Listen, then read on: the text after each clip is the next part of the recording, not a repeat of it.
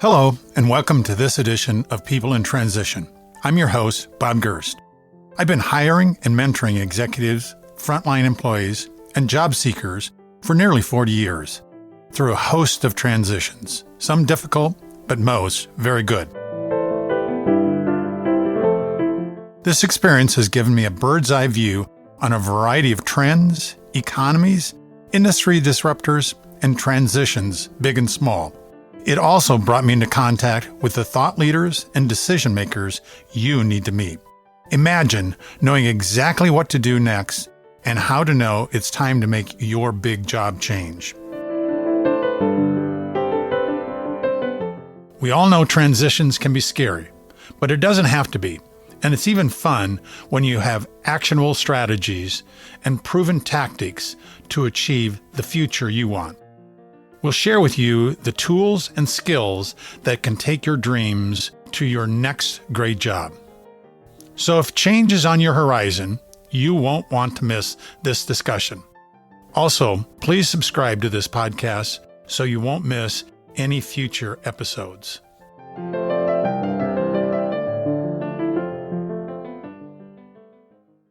Welcome to another episode of People in Transition, where we explore inspiring stories and practical insights from those who help others navigate life's transitions. Today, I'm thrilled to introduce our guest, Melanie Mitchell-Wexler.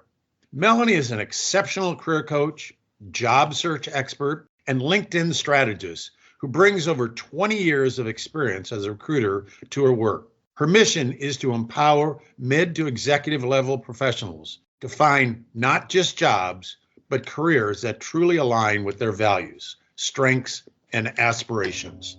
Melanie has a unique ability to demystify the job search process, drawing on her extensive background to help her clients stand out in today's competitive market. From resume optimization to LinkedIn strategies and personalized interview preparation, she equips her clients with the tools they need to confidently pursue their next big opportunity. But her coaching goes beyond tactics.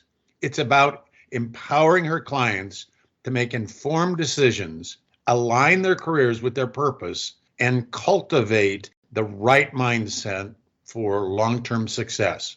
In our conversation today, we'll dive into Melanie's approach to career coaching and explore the pivotal lessons she's learned during her career. Whether you're looking to transition into a new role, re-enter the job market, or find work that fulfills you on a deeper level, Melanie's expertise and practical advice will offer invaluable guidance. Let's welcome Melanie to the show. Good morning, Melanie. Good morning, Bob. Thank you so much for having me. I am so excited about our opportunity to talk here today. Melanie, my signature question that my audience loves to know about my guest is, if you think back when you were a child, what was it that you wanted to be when you grew up?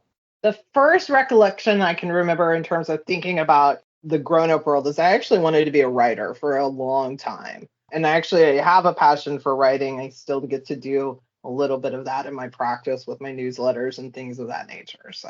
But yeah, that's what I remember. I would create like my own little books and my own I had my own little series in my head and things of that nature. So yeah, as far back as I can remember, that was the very first career I ever thought about.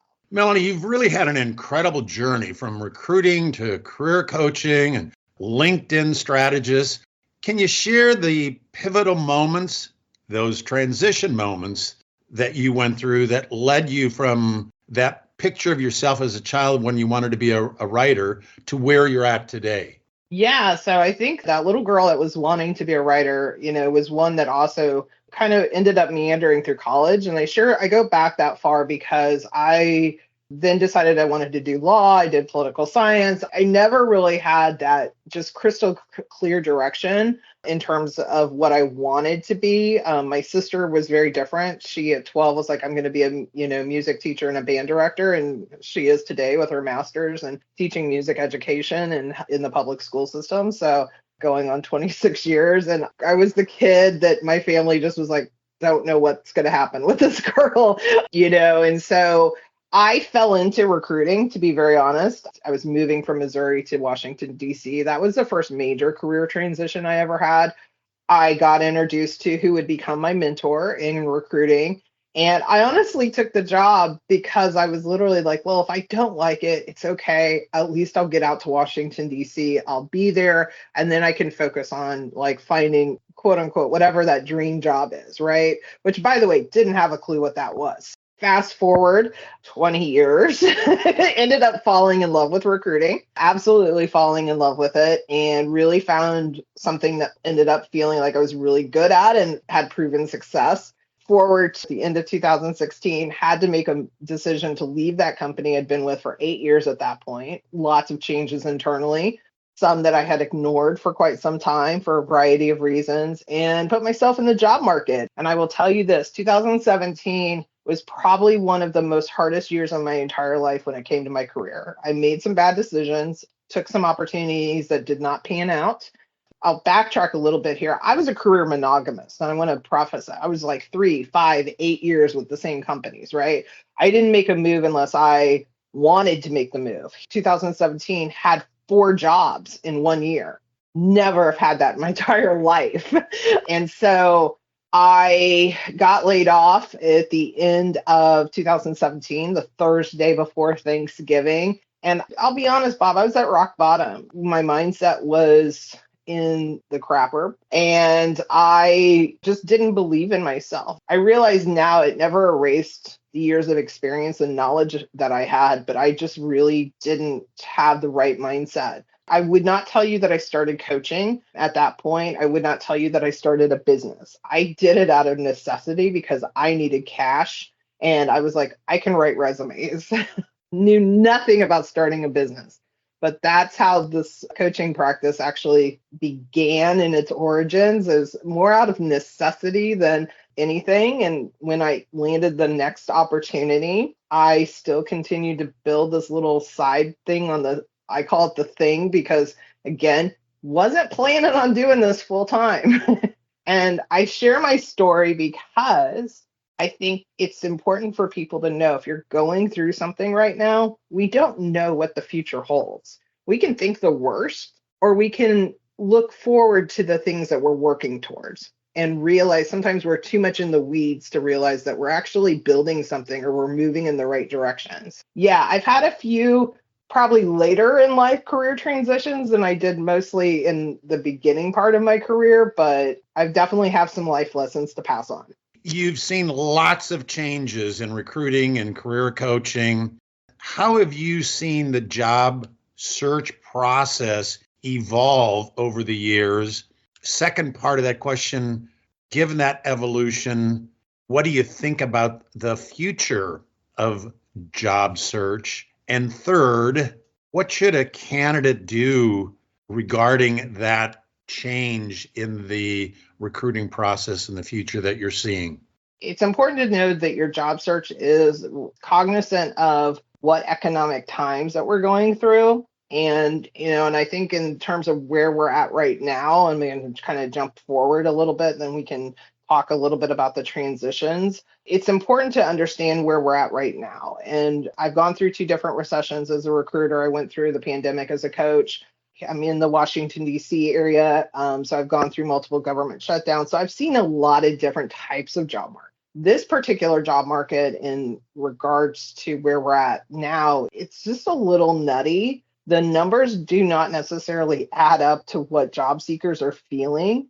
I just literally read an article today from CNBC that said basically layoffs are kind of stopping, but job seekers are feeling the frustration because companies are not necessarily pulling the trigger. That's probably the first article I've seen in the last 2.5 years that's actually acknowledged that for job seekers. Now, I think it's also important to, regardless of when you hear this, to know that our economic numbers are typically running 60, 30 days behind what's actually happening. And I don't want to call myself an armchair economist, because I would be the worst economist you could ever get advice from. But one of the things that's important to know is, from a recruiting perspective, my mentor early on in my career was like, you have to understand what this means. You have to understand the job numbers. You have to be able to explain this to hiring managers. So one of my goals as a coach now is really pulling the curtain back on what happens for a job seeker with the hiring managers. What's happening with recruiters? Why do they not respond to you? What's the reasoning behind that? Or things happen and we don't understand. And of course, it feels personal and we take it personal. I think that what we've seen in this particular job market is it's just a mishmash of a little bit of everything. It's not a recession, but it sure does feel like it at times. And I think job seekers need to be knowledgeable, but also understand different job markets require us to do different things. And I tell people this all the time. Applying for a job online is not going to be enough. Now, I'm not saying don't do it, because I still do believe in the system. I still believe that you want to get into that company's applicant tracking system or an ATS system. The ATS, I'll interrupt really quickly and say, is not your enemy. It's just an electronic filing cabinet for recruiters, but you want to be in the system so you can be found, if not for that job, but for future one. But that all being said, you need to educate yourself in terms of what is happening so that you can prepare for wherever you're at in a job search right now.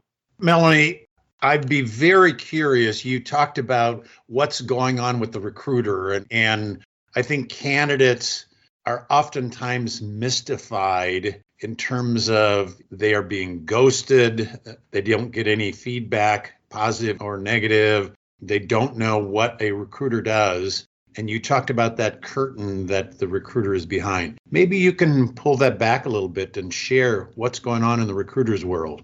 Yeah. So first off, understand a recruiter. And I know this is going to sound really blunt. It may sound a little uncaring, and I don't mean for it to be, but I think it is really important to understand this. A recruiter's job is not to land that candidate their job. Okay. A recruiter's job is to find the best candidate for that company. So whether I was an outside recruiter, I work for an agency. So I was hired by companies to find the best talent. The product of this is that somebody can land a really great opportunity. And I say that, again, not to be callous or uncaring, but I think it's important to understand the recruiter's job. They're a conduit. They're a conduit of information. So even if you look at a job description, oftentimes they're probably going into this with a lot more knowledge about what's happening in this company, what's happening with the hiring manager. So the hiring manager may have specifics that are not necessarily written in black and white in a job description, but they understand like what kind of personality, what type of individual is going to be the right fit for that company. So when you don't necessarily hit that mark and you're like, but I'm perfect for this job, understand there's those nuances. So the first and foremost thing is I encourage people to make recruiters your friend. If you develop a true relationship, again, the recruiter is not the enemy in this situation. They can be a catalyst for you, though. They can be a partner with you, but you have to be willing to partner with them. And likewise, I'm not going to condone ghosting. I think a lot of people have sometimes different definitions of ghosting. For me, particular, everyone deserves the feedback. If you started the interview process, you do deserve some sort of feedback, good or bad. A recruiter truthfully gives probably, I say there's always a little something wrong with us recruiters, because I spent 20 years, basically more than 5 days a week, getting rejected 99% of the time and then living off one yes. Okay. So recruiters are used to rejection. But that being said, a recruiter can be your partner. A good recruiter will also become your advocate, but truthfully, they're not your advocate. You have to be your advocate. You have to be the one that can present yourself at the highest possible level to attract the recruiter to you for that opportunity. And I think that's one of the most important things. People often say, oh, it's not personal. I know it's personal. I know you feel like it's personal. I know that because I've been rejected myself. But it's not personal from that recruiter. They're just doing their job. You read about networking and the power of networking and it being a critical skill for your career growth and transition. What are the strategies that you recommend for people who find networking intimidating, and some of them just unpleasant. And many don't even know how to start the process. What do you coach in that?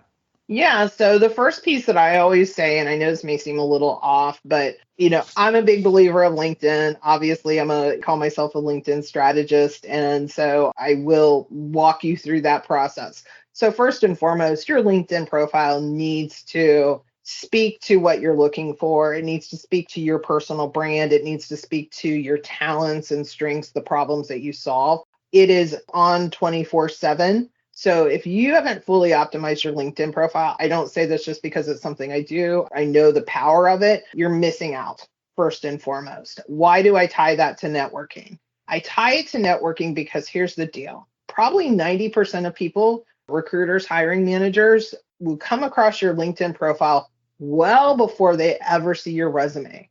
So what does your LinkedIn profile say to who you are in your industry? Are you the expert? And I say, are you the expert, even if you have 1 year of experience to 20 years of experience, because every single job seeker in every single job market offers something. You offer a talent only you can provide. And I want people to really, truly remember that. Now, okay, I've updated my LinkedIn profile. What do I do next?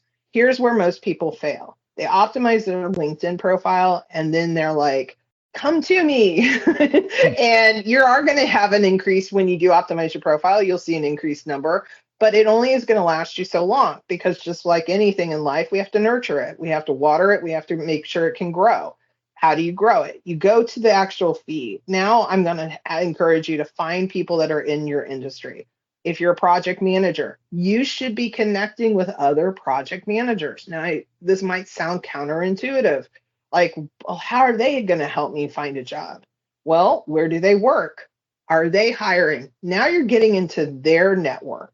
So if I connect with you, Bob, I'm going to become a second degree connection to all of your connections. And now I'm going to show up in their searches. And for people that connect with me, I have a ton of recruiters, but it's not enough just to connect. We have to have conversations. And for an introvert like me, I know having conversations, sometimes even online, like, what do I say? Here's an opportunity to go see what people are posting about. What are people in your industry talking about? Are you commenting on posts? Are you checking out company page profiles and seeing what they're posting? Are you commenting on, the director of project management's post about what's happening in the industry or the latest trends? I'm not talking about creating content because I know that's scary for, I would say, 99.9% of job seekers. But what I am saying is now's the opportunity. You have to spend a little time to nurture and to start connecting. I've had more people, if they have a company they want to work for, say you want to work for, Amazon or Google or, whoever it is that you want to work for, go and start commenting on the employees' posts, start engaging with them. And even after you do it 1 or 2 times, you can simply add, now I can connect with you. And now we're going to take that conversation like you're at my front door knocking. Once I've connected, hey, come on in, let's have a conversation. There's a little bit of a long game. There's some, of course, more, intricate techniques involved in terms of fast forwarding that. But that is a surefire way of showcasing your expertise, but also building relationships within your industry, within your community, and being able to showcase your knowledge. And that's what we need to do, because guess what happens? Those people check out your comment, they're going to go check out your profile. And we're going to keep that profile growing so that more and more people can see it. Melanie, I'd like to focus in on specifically those first time or maybe second time career changers. And if you were coaching them, and they're often very unsure of themselves because they haven't done this often, what are the specific advice that you'd give to someone making that first significant career change, especially, as I said, that they're unsure about their next steps? Well, I think that this is where job seekers get it wrong, to be very honest. And I happen to work with a lot of people that are pivoting, regardless if they've been told to, or because they have to, or because they are like, wow, I feel like I'm undervalued in my company, or I've been passed over for that promotion, so that they're exploring. You're right to say that a lot of them have not been in the job market for some time, probably haven't touched their resume in 20 years. But I think what happens is there is a period of reflection and self-exploration that I see a lot of job seekers miss. And I know that sometimes, especially if we're in an immediate job search, our gut response, right? Pull out the resume. Okay, I'm going to get it updated and I'm going to start applying for jobs. So what we're doing is what I call rinse and repeat. We're not really like, let's take the time to say, what was it that I liked about the job that I had? What is it that I really want to do in the next first year, 3 years, 5 years? What are the skills that I need to do? If we're looking to make a pivot, regardless if it's in industry or out of your industry, is there certain skill sets? Is there certain education certifications that are going to help you? We need to outline what I call a job search strategy, because what happens is people get in that mode, I need a job. Totally get it. But we go ahead and we just start applying. But we haven't done this exploration. So one or two things happens. We're missing the mark because our resume really doesn't speak to the level of where we've been at, or we find ourselves in the exact same position with a position we don't like, a company that's not meeting our needs, both professionally as well as personally, and we're rinsing and repeating that same process. So we need to take a stop. We need to take a breath. And we really need to take some exploration of where we've been, the things that we like, the things that we don't like. What are the new skills you've acquired? And a lot of times, job seekers, you haven't done this. You haven't been asked to do this. The days of companies, pouring into their employees and helping with professional development, we don't hear about that a lot. So, and I'm not saying you have to do this for a whole year or anything of that nature, but I think taking a moment to reflect on where we've been, but where do we want to go? Now, how do we get there? If you have a plan, that's going to give you far more guidance than before even touching your resume or your LinkedIn. You've talked about LinkedIn and the impact that that's had on career changers and companies. How do you see the advancement in technology, things like AI and automation? How is that impacting the career transitions? And specifically, what should job seekers do to stay ahead of those advancements? So I think when it comes to AI, so there's two pieces. I think AI is absolutely going to change our workforce. We very much are seeing this happening. Let's not be afraid of it, okay? Let's adapt to it first and foremost. So if you're in a role that AI is starting to become more and more, I think it's one of the things that we want to understand it, and we want to see how it impacts our positions and our roles. Again, what is some educational certifications? What are resources we can do to learn these tools? When we're adapting to it, we make ourselves valuable because other people are not. It's always going to be the case. You want to make yourself valuable. You want to make yourself where you have that knowledge base. And how does this impact your industry? You want to be the thought leader and the expert. Now, when it comes to specific, I know there's a lot of talk about AI robots reading your resume. They're the ones that are screening you out and scanning the resumes, and they're the ones rejecting you. I will always say this. I recruited for 20 years. I never had a robot. And I've used applicant tracking systems, multiple of them. I know recruiters that are in the field right now. They are not having robots. So there is a lot of misinformation. One thing I found really quickly when I became a coach. And so while there may be tools that are being used, they're being used by humans. And I think that's the important thing to know from behind the scenes of a job seeker, is that there's not all these little machines that are, determining this is good, this is bad, this is good. They're being driven by humans. And so I think it's also important that we understand, again, this goes back to pulling the curtain. What is the process? What actually happens? How do I, as a recruiter, when you land in my inbox, how did you end up there? And what am I looking for? How do I find you in my database? So when somebody says applicant tracking system, I want you to understand this is a database. It's a holder of the resumes. The recruiters are the ones putting in the keywords. This is the glamorous life of being a recruiter, that there's some days where you're looking for somebody to fill a job and you've spent 3 or 5 hours reviewing resumes. Yeah, that's the glamorous life of being a recruiter. And there hasn't been massive innovations in the quote unquote recruiting field. And I'll tell you why. Because companies view recruiters as the ones that spend the money, they don't make the money. Melanie, soft skills are often underrated, but I believe critical during your transition. How do you coach clients to highlight and potentially develop those soft skills to help them in their job search and to launch their next great job more successfully? I agree with you, Bob, that soft skills are really important. In fact, I think probably they're becoming more and more appreciated. So I don't want to say that they're undervalued. One of the things that I do is have a variety of different types of skills assessment. So there's Clifton Strengths Finder, for example. There's, different types of DISC personality tests, things like that.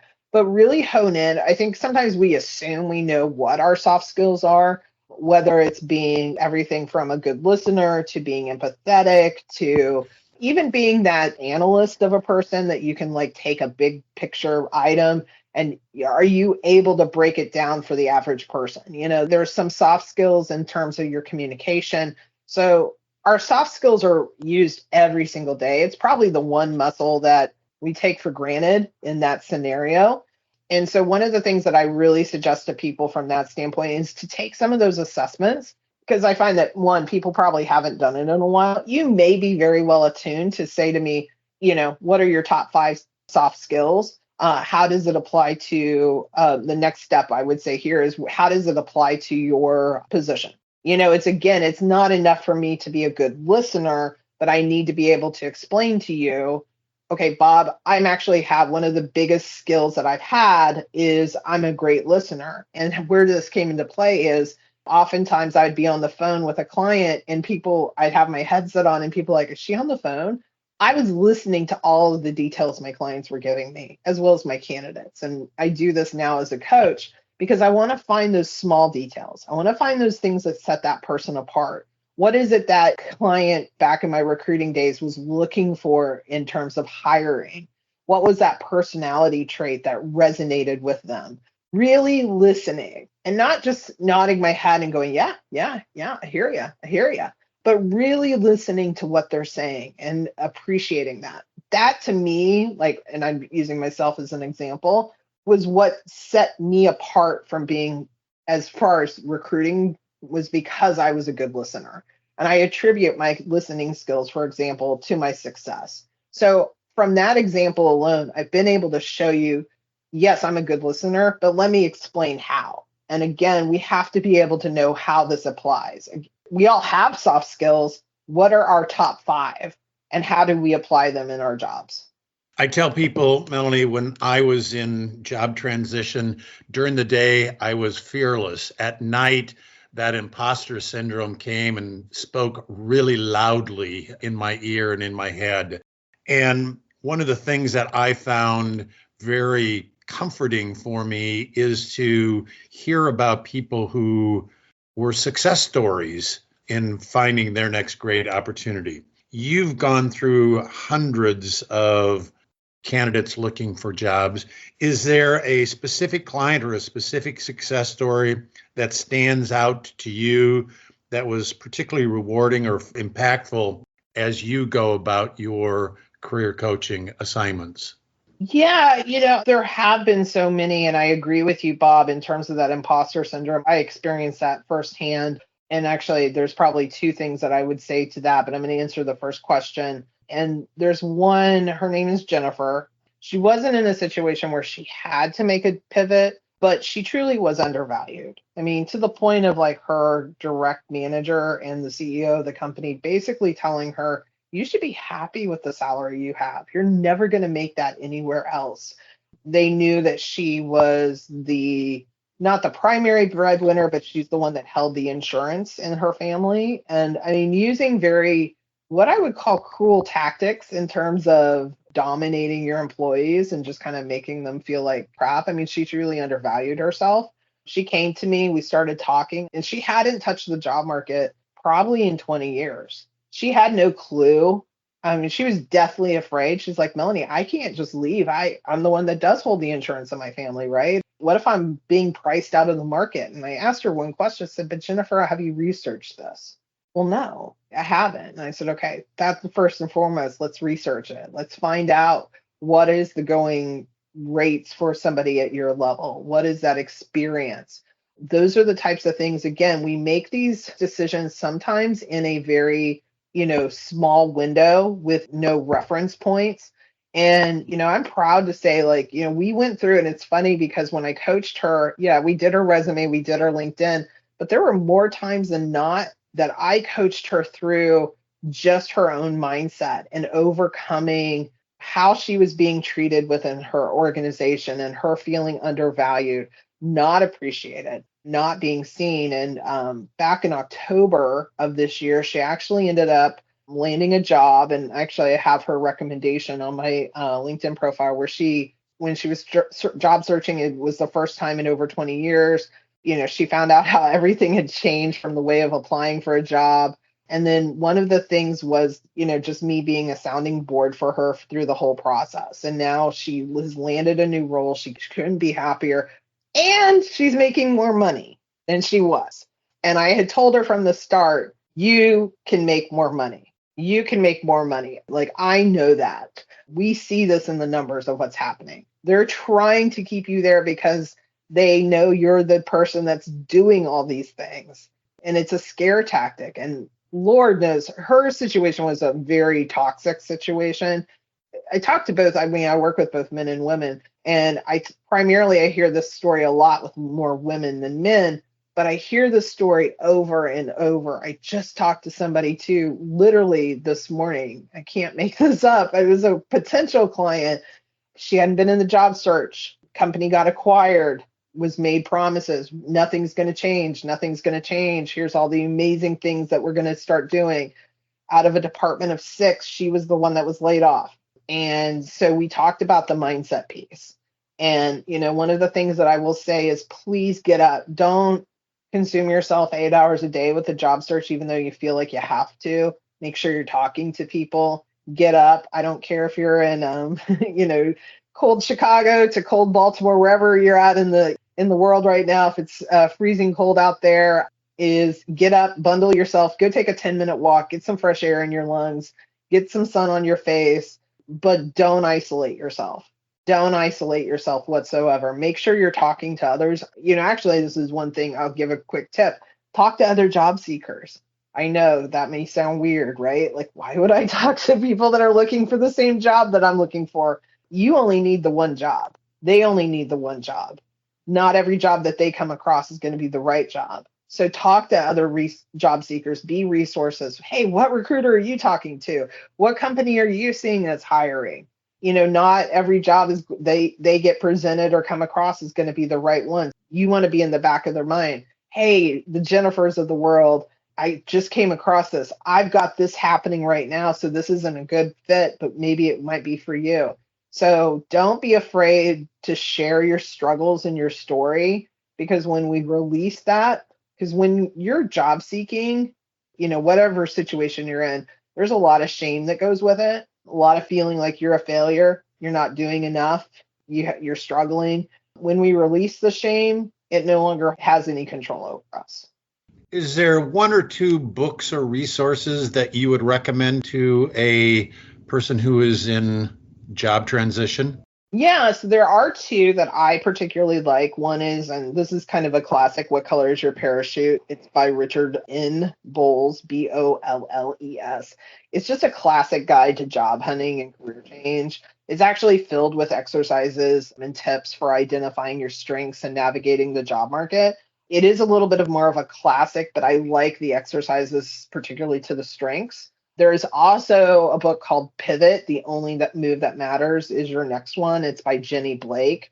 This one does focus specifically embracing your career pivots, but in building a sustainable career path. So those are two that come to mind that I think are particularly useful, especially with job seekers that are in the middle of a change. Melanie, we have gone through so many great ideas today. I've just taken pages of notes here.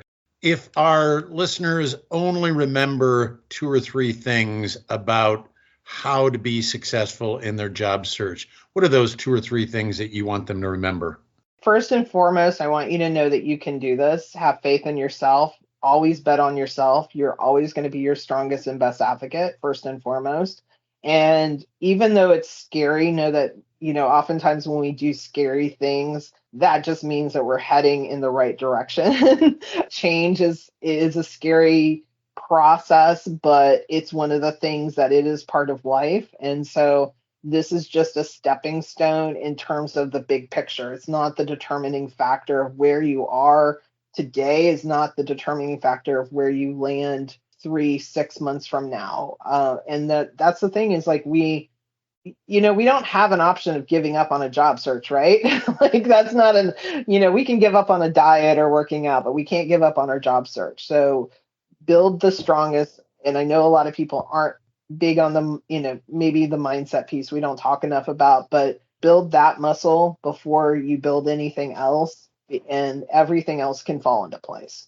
Melanie, I know that for many of my listeners, you will be a great stepping stone to help them find that next great job. I want to thank you for sharing your experiences and talking about the recruiting strategy that someone might develop. Thank you so much. Thank you, Bob. I truly appreciate it. This has been a wonderful conversation.